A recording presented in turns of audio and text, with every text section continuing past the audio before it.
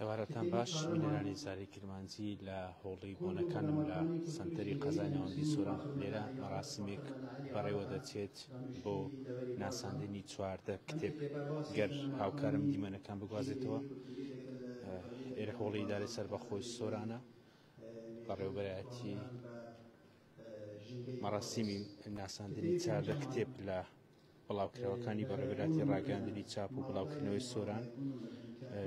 لێرە ڕاستەوخۆ بەڕێوەبەری ڕاگەاندنی چاپم سۆران قسە دەکات، باس لەم 14 جۆر کتێبە دەکات کە ئاماژە بۆ سەرجەمیان دەکات لێرە بۆ میوانە.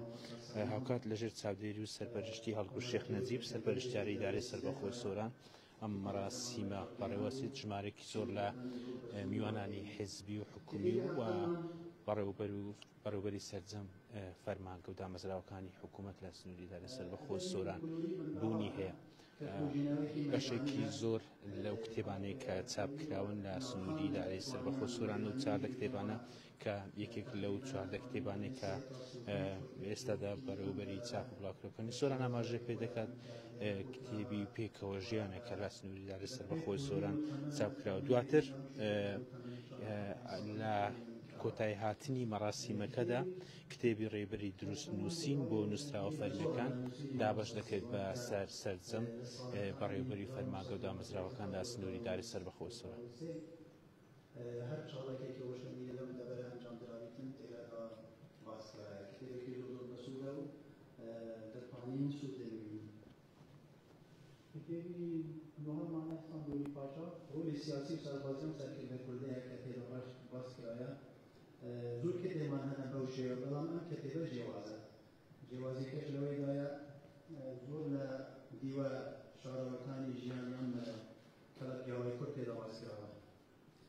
کتابی دەیانمان محەممەد ڕەسوول هاوار لە نووسینەوە مێژووی کوردە.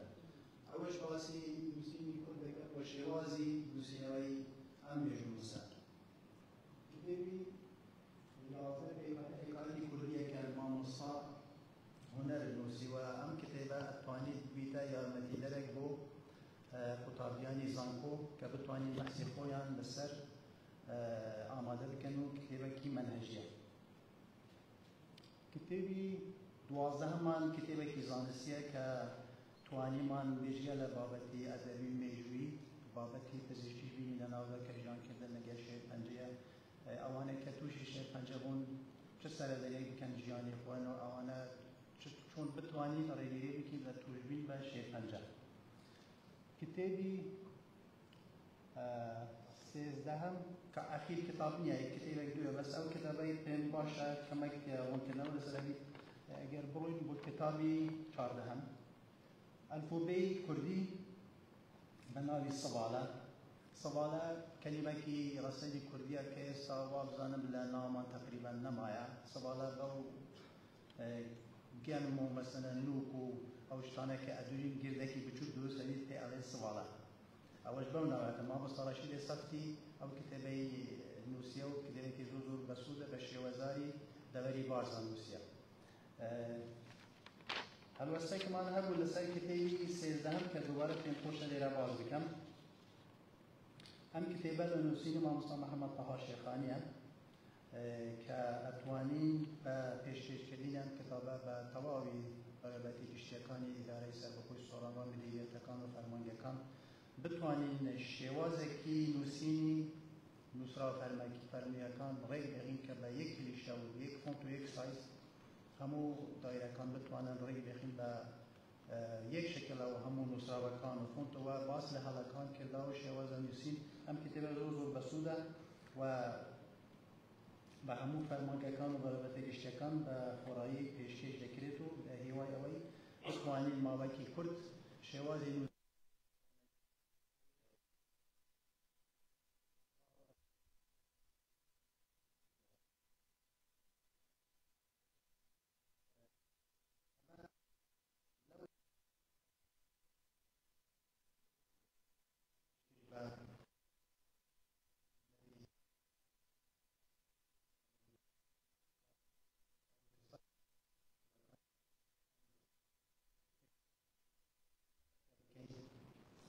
ئەوانیش لە ڕێگەی خۆیان ئەو کتێبانە دابەش دەکەن بەسەر نزیکی 93 کتێبخانەی گشتیمان هەیە لە سەراسەری هەرێمی کوردستان کە ئەمە 7 کتابخانەی دیمان زیادکردن کە ئەویش کەرکوب دلی کوردستان ئەمە بوو ئەویش بێبەش نەبیتن ئەو کتابانەشمان بۆ دابینکردن.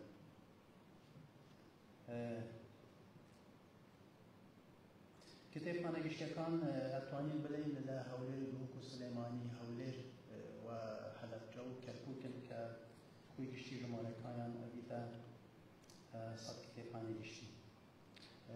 ئەم کتێبایی کە باسم کرد کتێبی ڕێنووسی فەرمی لە لای زانکۆی سۆڕان بەشی کوردی پشتگیری کراوە و پێداچوونەوە بوو کراوە بێ هەلایە ئۆکێ پێدراوە و پشتبەستن بە فەرمانگای میدیا و زانیاری حکوومەتی هەرێمی کوردستانیش بەڕێزان پلانی داهاتوومان ڕاهێنان و پێگەاندنی ڕێگانکارانە بەکردنەوەی خۆت بۆ ئەم دەبەرە و لە چاپدانی کتێب لە بوارەکانی زانستی و دانانی بەشێکی ئاکادمی بۆ پێداچوونەوە و لە 0 بوو کتێبەکان کە بتوانین بە شێوەکی ئاکادمی بێ هەڵە و 16 کتێبەی ماوە کە زنجیرە کتێبەکە 30 دانە بوو بتوانین بە باشترین شێوە و باشترین کوالیتی زنجیرە کتێبەکەمان کە 30 کتێبە بە کۆتایی بگەین. لە کۆتاییدا زۆر سپاس بۆ جەنابی کاک هەلوو شێخ نەجیب کە لە سەرەتای دامەزراندنی ئەم بەرەبەرەکە هاوکارمان بوو بە هەموو شێوەیەک هەر داواکاریەکمان هەبوو پەسەند کراوە و لە ڕێگەی ئەوانەوە جێبەجێ کراوە و زۆر سپاس بۆ سەیدە عەبدولسەلام کە جێگیری وەکو نوێنەری بەرەبەتی گشتی ڕاگەن و چاپ و بڵاوکردنەوەکانە لێرە ئامادەیە. ئەتوانم بڵێم ئەویش وەکی جەنابی کاک هەلووت هاوکارمان بوو لە بدایەتی دامەزراندن هەتا ئێستاش هەر بەردەوامە باوەڕ بکەن زۆر کاکەوە دەهی شەو تەلەفۆنم بوو کردیە لە بۆ هەلکردنی کێشێکی وەزارەتی ئیدارەی جەنابیان لەسەر خەت بوو ئۆژا پاشتر بەخۆ بەدەستی خۆی پێکەوە چوینە و کێشەمان چارەسەر کردیە. ڕێرەدا زۆر سپاسی بەڕێزیانەکەم. زۆر سپاس بۆ ئەو خۆبەخشانێکەوە ماوەی لەگەڵمان بوون کە بێگومان ئەگەر ئەوان نەبوون ئەمە نەمانتوانی بگەینەوە قۆناغا ئەو 14 کتێبە بە چاپ بگەین. زۆر سپاس بۆ جەماعەتی هۆلێبۆنەکان کە هاوکارمان بن هاوکارمانن و تا ئێستاش بە هەموو شێوەیەک هاوکاری ئێمە بوونە. زۆر سپاس بۆ ئامادەبوونتانەکان کێشا کوردستان هەر ئەوەدا.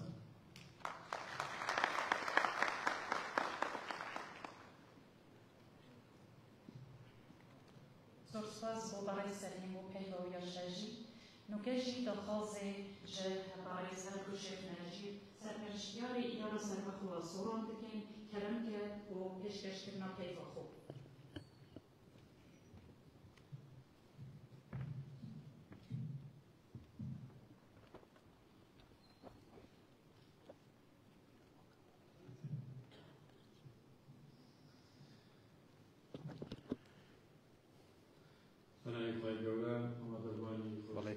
شێوکی ڕاستەوخۆی بەکانم مەراسیمی ناساندنی کتێب کە 14 کتێبە ناونیشانیان لێرە بەڕێوەبەری چاپ و بڵاوکراوەکان ئاماژە پێکرد دەبێت گفتوگۆ لەگەڵ بەڕێوەبەری ڕاگەاندنی چاپ و بڵاوکراوەکە کەم سڵاوت لێبێت کاتێک باش گەربوومە باز بکەی گرنگی ناساندنی ئەم 14 کتێبە بۆچی دەگەڕێتەوە و ئەو کتێبەی کە دەبەخشێت بەسەرجەم دامەزراوە حزبەکان چی دەبێت؟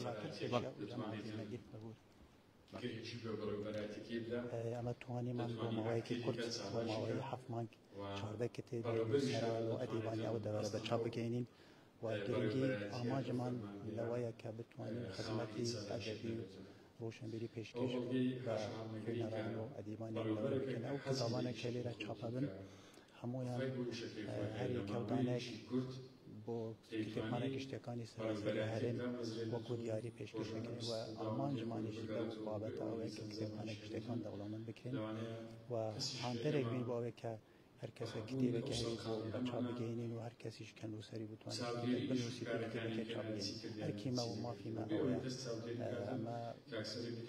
ئەمە ئەتوانین هێز یعنی باوەڕ بکە بە چاپکردنی کتێب هێز وەرەگرین ئەوە ئەلکۆ مافیمە کتێبێک وەک ڕێبەریەکە بۆ سەرجەم دامەزراوەکان لە سنووریدا لەسەر بەخۆ سۆران دابەشەکرێت بەسەر بەڕێوەبەری فەرمانگە دامەزراوەکان. گرنگی ئەم کتێبە لە ڕووی ڕاگەاندنەوە لە ڕووی چاپەمەنیەوە چۆن دەبێت کە هەروەک جەنابەت ئاماژەت پێدا ڕاگەیاندنی دامەزراوەکان کە یەک ئاسپل لە نووسین بە بیندراوەکان. ئەم کتێبێکی زۆر تایبەتە. ئەمە فکر لەوەی کرد کە تەماشای مدیریەتەکانێکن هەر یەک بە شێوەیەک بە فۆنتێک بە سایزێک نووسراوەکان ئەنووسن. ئەو فکرەمان بۆ دروست بوو کرد کۆ بتوانین بابەتێک ڕێگی بخین کە هەموو دەوایرە حکوومەتەکان بە یەک شێواز بە یەک کلیشە بە یەک فۆن بە یەک سایز کتێبەکە بنووسینەوە. زۆر هەڵە و ئەو شتانە کە تێدان ئەمە لێرە ئیسلاحکردنە و بە هیوای ئەوەی بوو ماوەیەکی زۆر کورت بتوانێت کتێبانە لە سەراسەری ئیدارە سەربەخۆ سۆران تەوزیع بکەینەوە و هەمان پەیڕۆ بن. پێویستی بوون قسەی بەڕێوەبەری چاپۆڕاگەندەی ئیدارەی سەربەخۆ سۆران خۆی ئاماژەی پێدا ناساندنی 14 کتێب بوو. یەکێک لە کتێبەکان ڕێبەری بوو کە دابەش دەکرێت بە سەرجەم بەڕێوەبەرایەتی و فەرمانگەکانی سنووری ئیدارەی سەربەخۆ سۆران.